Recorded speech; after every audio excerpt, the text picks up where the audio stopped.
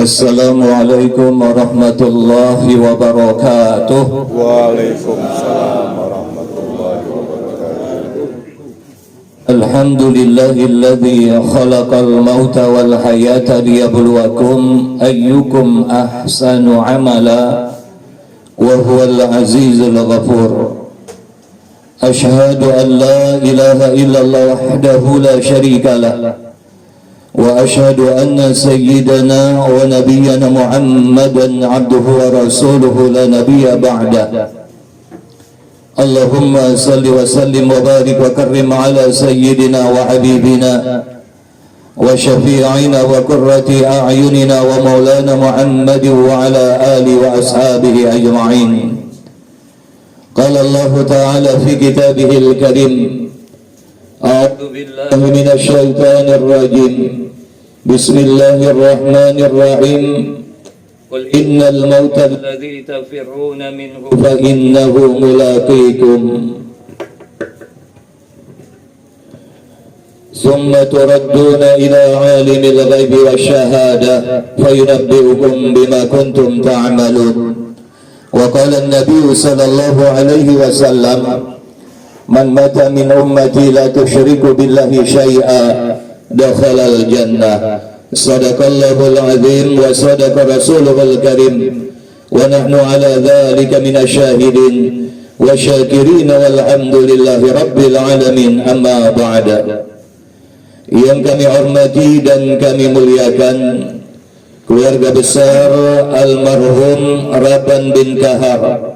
Yang kami hormati dan kami muliakan keluarga besar almarhumah Tari binti Nali, para alim pemuka masyarakat, orang tua kami, ayahanda ibunda kami, pengurus jajaran pengurus beserta jamaah Masjid Darussalam, pengurus jajaran pengurus beserta jamaah Masjid Raya, pemuka masyarakat, bapak ibu, saudara-saudari kami, adik-adik kami yang besar tak kami himbau gelar yang hadir, tak dapat disebut nama satu persatu, insyaallah semua dimuliakan Allah subhanahu wa ta'ala.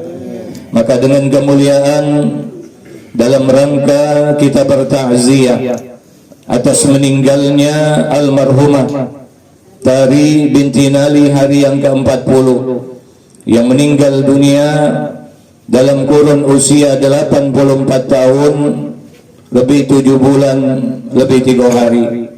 Dan juga kita mengenang 10 tahun atas meninggalnya almarhum Raban bin Kahar yang meninggal dunia dalam kurun usia 80 tahun lebih 5 bulan lebih 15 hari.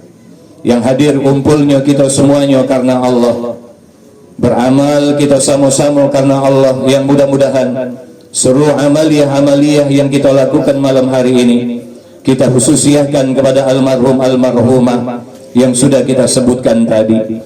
Dan mudah-mudahan seluruh rangkaian acara ini diterima oleh Allah subhanahu wa ta'ala, dan kita semua khususnya keluarga besar akan mendapatkan pelajaran yang terbaik dan diberikan kesabaran oleh Allah dari musibah ini. Amin ya rabbal alamin. Bersolawat kepada Rasulullah, Allahumma salli ala sayyidina Muhammad wa ala ali sayyidina Muhammad. Semoga tercurah kepada keluarganya, para sahabatnya, kepada seluruh pengikutnya termasuk yang hadir. Amin ya rabbal alamin. Iwak sepat, iwak gabus, iwak lili, iwak mujair. Ceramah makin cepat, makin bagus. Tidak usah bertele-tele, karena kami di dalam keringat kami lah mulai mencair. Alhamdulillah. Ibu bapak yang dimuliakan Allah, kalau kita bicara tentang yang namanya kematian, itu satu yang pasti. Jadi apapun dalam dunia ini tidak kati yang berterusan nih. Semuanya itu tidak kati yang berterusan, pasti ada batasnya. Bahkan yang dibacakan oleh qori kita tadi, walikulli ummatin ajal fa idza jaa ajaluhum la yastakhiruna sa'atan wa la yastaqdimun. Kumpulan kita ini Bapak Ibu pasti ada akhirnya, apapun itu. Dan apapun yang ada di dunia ini tidak kati yang berterus-terusan, itu tidak kati termasuk yang ceramah pasti dibatasi. Ya kan, pada saatnya kita akan apa? Kita akan pulang. Dan semua apa yang kita mulai pasti ada akhirnya. Yang dimulai dibuka oleh MC, kaget ditutup oleh MC. Nah itulah kehidupan. Makanya apapun yang kita lakukan di dunia ini, kita akan tenang. Ngapo? Kalau kita lagi dapat nikmat, tidak selamanya nikmat.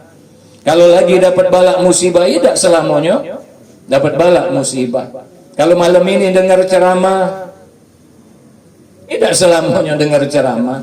Ada saatnya mungkin kaget kita yang ceramah. Makanya kalau sekarang ini ada yang ceramah, dengar dulu. Iya, kalau memang kepengen ceramah, ini ada Meksiko lagi. Ya kan, kira-kira mah itu. Iya kan? Kita ini kadang sesuatu yang iya, ada yang ceramah, nak ceramah pula wah itu. Iya kan? Padahal apa dalam kehidupan ini yang paling penting kita tuh harus nerima, Pak.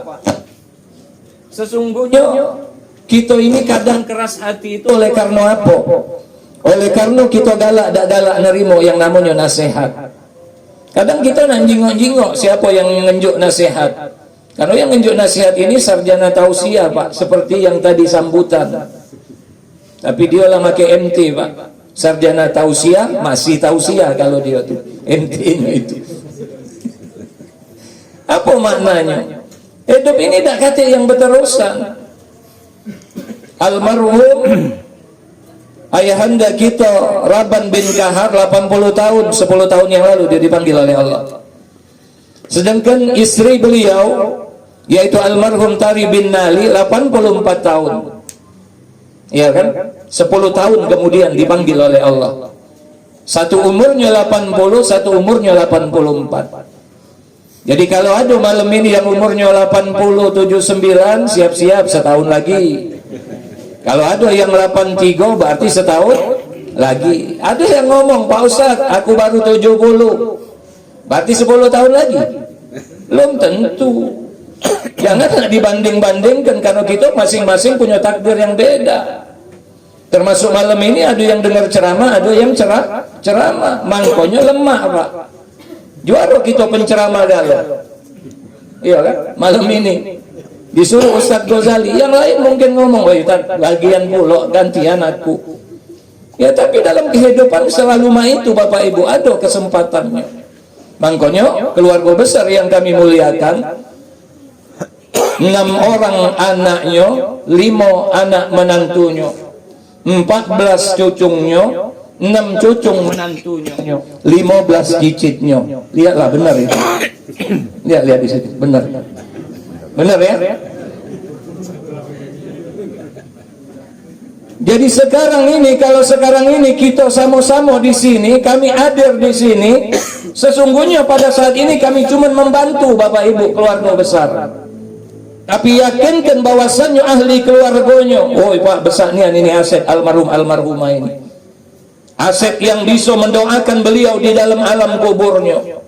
Luar biasa Pak, 6 anaknya, 5 anak menantunya, 14 cucungnya, 6 cucung menantunya, 15 cicitnya. Coba tambah ke berapa? Coba tambah ke, coba. Coba. Sekian. Jadi kalau kita nak menghitung-hitung dari seluruh apa yang ditinggalkan almarhum, berupa waladun salihun yad'ula, anak-anak yang soleh dan solehah yang akan mendoakan kedua orang tuanya, maka insya Allah Pak, kalau seluruh anak keluarga ini, dari mulai anak menantu, cucung menantu sampai cicitnya mendoakan almarhumah yang malam ini kita sedang peringati Pak, maka insya Allah Allah tidak akan memberikan azab kepada almarhumah itu di alam kuburnya. Kenapa? Dengan doanya itu Pak akan sampai. Tapi ingat, syaratnya ketika doa kepengen dia diterima oleh Allah, maka jadikan dirimu itu menjadi anak yang soleh dan solehah bagi kedua orang tua. Ini Pak ada kisah menarik dalam kitab Tazkirah Imam Qurtubi. Di dalam kitab itu dituliskan Pak ada sebuah riwayat. Kaget kita ini Bapak Ibu, ketika kita di akhirat kelak, ketika terjadi hari kiamat, maka kita akan melewati yang namanya mizan. Amal kita ditimbang Pak. Jadi masing-masing kita akan melewati yang namanya mizan itu. Di riwayat itu dikisahkan ada seseorang yang ditimbang amalnya, Pak. Jadi mungkin ada yang pernah ikut kajian kami, kaget dalam hadis qudsi itu, Pak, bahwasanya setelah amal kita ditimbang, maka di situ akan kelihatan berapa kebaikan dan keburukannya. Kalau seumpama kebaikannya 10, keburukannya 9, maka innal hasanati yudhibna sayyi'at. Maka yang namanya kebaikan itu akan menebus, akan menghapuskan kesalahannya. Berarti kalau dia punya 10 kebaikan sedangkan keburukannya 9, maka 9 kebaikannya itu akan menebus kesalahannya, akan menghapuskan kesalahannya. Berarti tinggal berapa kebaikannya? 1. Maka 1 kebaikan itulah yang akan masukkan dia ke dalam surga. Tapi sebaliknya, apabila yang namanya kebaikannya 9, keburukannya 10, maka 9 kebaikan itu cuma bisa menebus 9 kesalahannya. Hilang 9 kesalahan, tapi masih sisa berapa salahnya? 1. Maka 1 kesalahannya itulah yang akan masukkan dia ke dalam neraka. Nah, ternyata di dalam kitab Tadzkirah itu kagak ada yang ditimbang. Ketika ditimbang amal baiknya 10, amal buruknya 10. Sudah sholat ngadu ayam, sudah sholat budikan bini, STMJ sholat terus maksiat, nah jalan.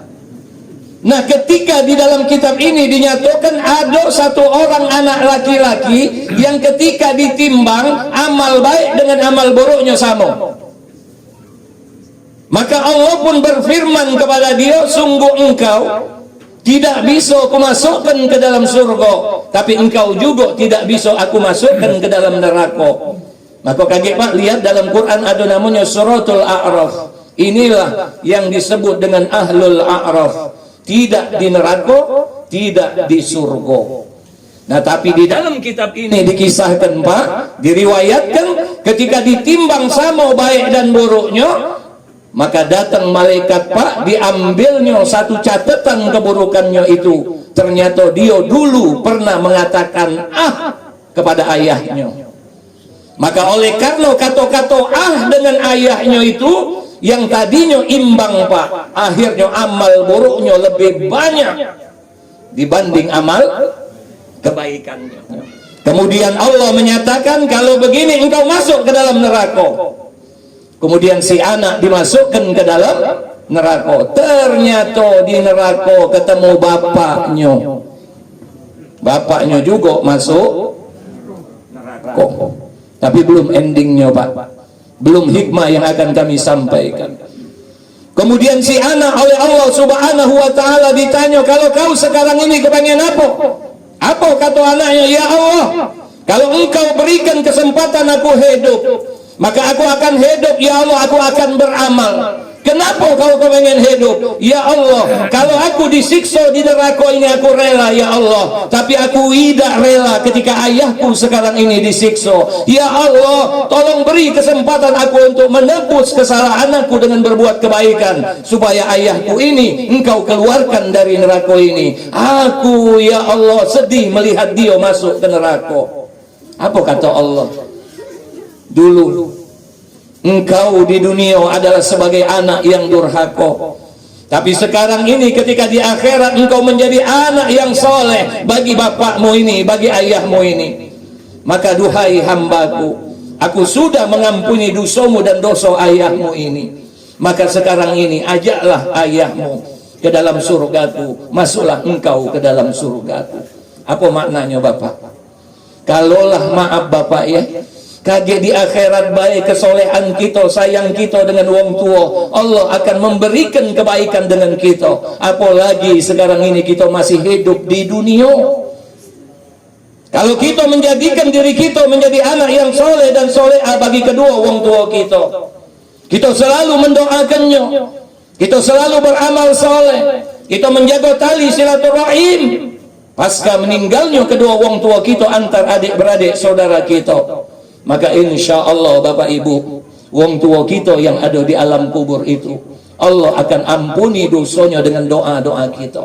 Allah akan kasih dia pahala yang terbaik di alam kuburnya.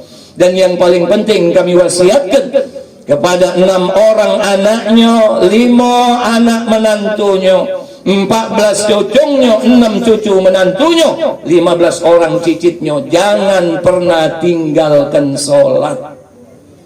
Karena dengan sholat itulah yang akan memberikan kebahagiaan wong tua kita di alam kubur. Dikabarkan Pak tentang anak cucunya yang sholat, anak cucunya yang beramal soleh, kemudian anak cucunya yang jaga tali silaturahim, maka dia akan senang di alam kubur itu, dia akan bahagia, dia akan tersenyum. Tapi sebaliknya ketika dia mendapatkan kabar anak cucunya adalah orang yang bermaksiat, sedih dia Pak.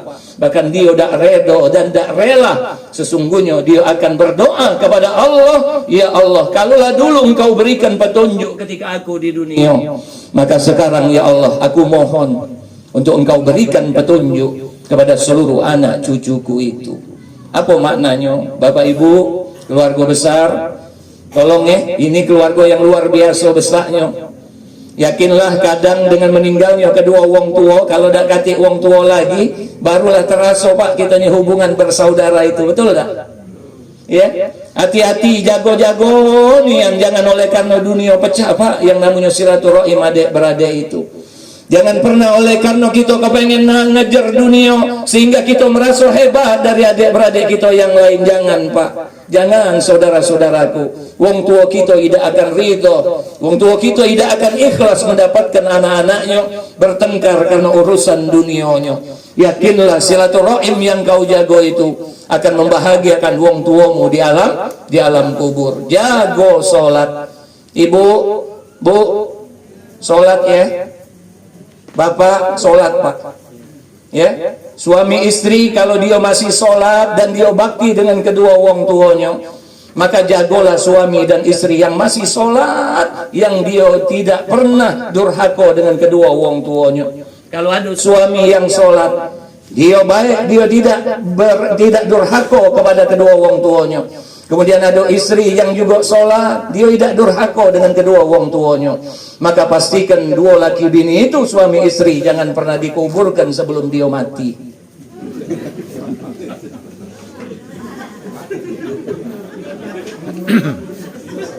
Nah benar gak Ustaz ngomong?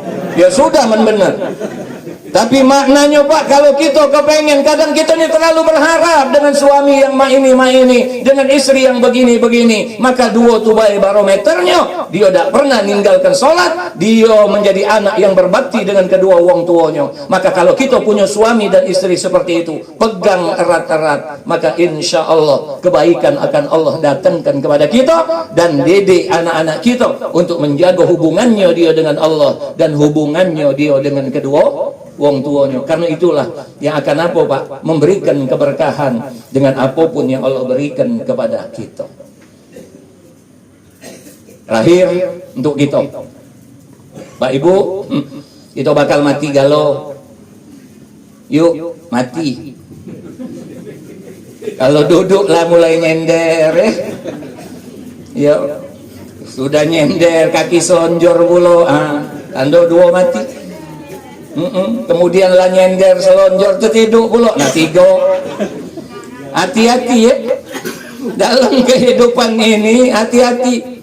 Kita ini kadang nak ngurusi gawe wong, kita tidak pernah ngurusi keburukan kita, tapi kita selalu ngurusi keburukan wong. Idza aradallahu bi'abdin khairan, apabila Allah itu berkehendak baik dengan kita hambanya itu, akan diberikan 3 hal.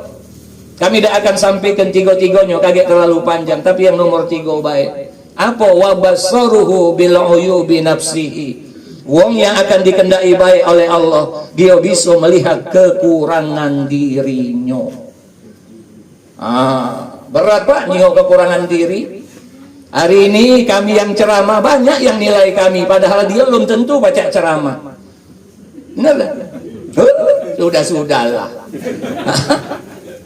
Uang nih banyak baca nilai, kaget dapat. Nah Isra Mi'raj kaget kan, di masjid ada Isra Mi'raj. Kadang kan dapat kue itu. Ya, dapatlah risol.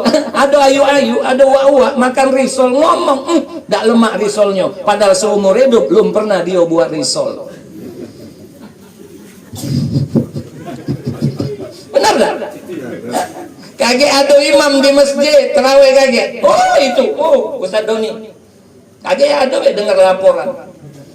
Panjang nian Ustaz tuh. Padahal dia belum pernah Pak jadi imam, tapi pacak dia menilai imam. Hidup manusia ni kadang cak wasit bola Pak, kesana sini nengok salah wong. Lihat wasit bola Pak. Hah? Begitu ada yang campak, nengok salah, benar? Kartu kuning, kartu merah. Atau seperti wasit tinju, wong begoco didiami, kelepak kelebuk, didiami. Tapi begitu pelukan, dipisah, gocok lagi. Atau yang paling banyak kita cak penonton, cak pengamat tuh nak.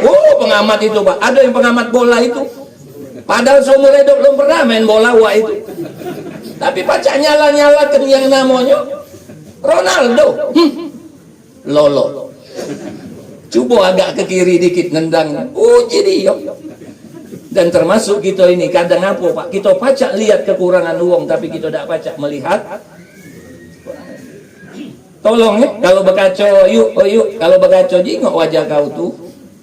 Ya kan? Kalau kau lagi senyum di kaca itu, lagi senyum berkaca, pasti yang di dalam senyum. Tapi kalau lagi merengut yang di dalam. Pernah lagi senyum di dalam merengut? Benar gak kira-kira? Ini kadang ya Allah pacaknya jingokkan keburukan uang, tapi dia tidak pernah. Sombong dia dengan apa yang Allah kasih dengan dia. Wong sombong itu kata para ulama ibarat apa? Ibarat dia di gedung yang tinggi melihat ke bawah. Kecil galau wong itu. Dia tidak sadar wong bawah itu juga nyingok dia. Sombong. Benar gak kira-kira? Innamal a'malu bil khawatim. Amal itu bergantung dengan ujungnya. Jangan pernah bangga Pak kita sekarang pacak ke masjid. Ujung akhir hayat kita tidak pernah tahu. Ada yang pernah tahu akhir hayat itu? Jangan. Kalau sekarang kita lihat uang bermaksiat, banyak-banyak beristighfar. Jangan berlebihan kita menghujatnya. Kita sekarang dalam ketaatan. Apa mungkin Pak kalau Allah nak rubah nasibnya? Yang tadi dia dalam kemaksiatan, Allah jadikan akhirnya ketaatan. Yang tadi dalam ketaatan pada akhirnya. Kan pernah bangga. Karena surga itu kita bukan bagian panitianya. Maknian masukkan uang ke neraka, pecah panitia apa ya dia? Pacak masukkan ke surga, pacak masuk, tidak Pak, itu oleh karena rahmat Allah masuk surga. Amalnya banyak, yang namanya amal belum tentu juga Pak. Kita dengar ceramah malam ini belum tentu, apalagi kalau sudah ceramah kaget ngomong yang ceramah.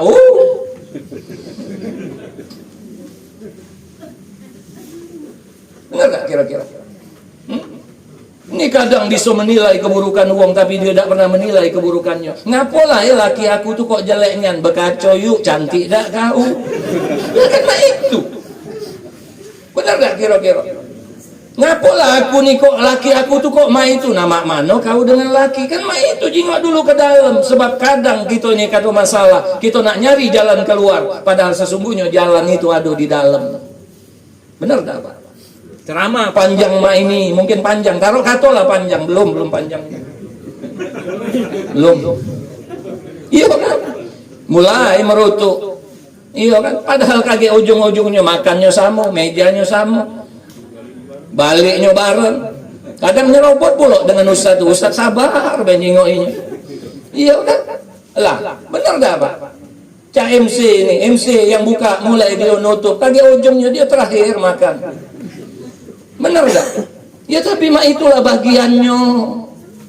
Tapi kita tidak boleh Pak, karena masing-masing kita pasti Allah kasih kelebihan dan kekurangan. Tidak kalau lebih Pak, pasti ada kurangnya. Kadang dapat laki besar, tinggi, belaga, buntu. Kadang pendek, kecil, hitam, berduit. Tapi kita kan nak ideal, besar, tinggi, putih, berduit. Kemudian soleh. Tak pernah tinggal sholat, baik, galang unjuk duit dengan bininya. Oh, bini yang mak itu senang tak Pak? Senang. Tapi kalau dia baik dengan lakinya, biasa wong lakinya baik, ganteng, coba mendapat laki lah pensiun, pendek, kecil, hitam, sakit-sakitan, bertingkah pula. Tapi istrinya masih baik dengan suami yang mak itu, disitulah baru luar biasanya. Pak, kita akan diberikan pahala sesuai dengan beratnya dan susahkan kita ngamalkan satu amalan. Di ujung-ujung ceramah ini berat, Pak, bukan tidak berat, tapi kamu sabar, Pak. Sabar nunggu yang ceramah ini, tidak merutuk dengan yang ceramah. Disitulah nilaimu di hadapan Allah. Sebab yang paling berat di ujung-ujung mah inilah Pak. Oh berat, Pak, apalagi lah sudah mulai nyingok jam. Waduh, berat. Apalagi untung ini belum ada yang kular kilir. Biasa udah ada yang kular kilir. Iya kan? Berat, Pak. Kenapa? Tapi dengan beratnya kita beramal itu, yakinlah di situ Allah akan memberikan pahala kepada kita yang terbaik. Ibu, bapak, wong tua kami, ujian pernikahan itu bukan di awal-awal. Kalau di awal-awal, Pak, pokoknya kalau nyingok bulan tuh indah tuh lah, Pak. Pokoknya nak bulan sabit, nak bulan purnama, begitu kadang jingok lampu pecah bulan, Pak. Hah? Kalau pernikahannya baru, tapi kalau pernikahannya sudah mulai lama, anyep itu, Pak. Jingok lebih ninyo cerewet, jingok lakinya mak itu pula. Alhamdulillah. Berarti ada isyarat. Kan? Alhamdulillah. Mudah-mudahan berkenan ya Bapak Ibu yang dimuliakan Allah. Yang ini ada. Mudah-mudahan ya. Iya. Ada emaknya itu. Alhamdulillah. Tapi biasanya Ustaz Doni diam dan Ustaz Doni. Nah, diam kan? HP diamnya. Ternyata minta HP. Alhamdulillah. Jadi mah itu bela ya. Bapak Ibu yang dimuliakan Allah, mudah-mudahan seluruh rangkaian acara yang kita laksanakan pada malam hari ini mudah-mudahan akan membawa keberkahan buat seluruh keluarga besar, dan khususnya akan membawa kebaikan buat almarhumah Tari bin Nali dan juga almarhum daripada Bapak Raban bin Kahar, dan buat kita semuanya mudah-mudahan ini akan menjadikan nasihat yang terbaik. Kalau panjang pendek ke dewe, kalau dia pendek panjang ke dewe. Kalau salah jangan simpen dalam hati. Kalau ada omongan ustadz yang salah jangan pernah ngatoi. Ya, HP-nya simpen, kartunya mentari. Kalau ceramahnya demen, kaget. Kalau nak haul diundang baik lain kali. Daun ubi kayu biji selasi. Thank you. Mau kasih. Nah itu bela ya untuk doa. Hah? Di sini dah. Oh,